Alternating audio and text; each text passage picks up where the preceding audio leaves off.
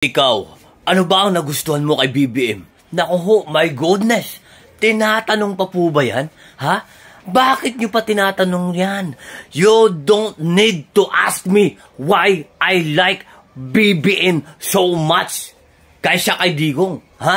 Kaysa kay Digong. Mas gusto ko yung presidente ngayon na si BBM.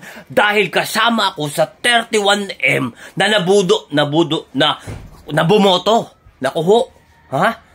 Ito lang sasabihin ko sa inyo, bakit gusto ko si BBM. Kasi ho, si BBM ho, ha? At si Tatay Digong, si Digong dati yung presidente siya, eto ang itsura ko. Oh, ang tsaka, di ba? Ngayon, dahil BBM na, eto nang itsura ko. Oh, di ba? Sobrang pogi. Oh, di ba?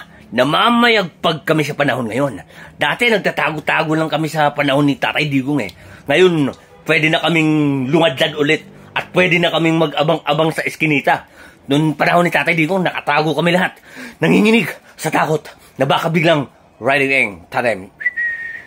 Kaya yan ang gusto ko sa panahon ngayon ni BBM. Namamayagpag kaming lahat. At eto pang isa kapatid. Ha? Hindi lang basta tinupad ni BBM ang 20 pesos na bigas.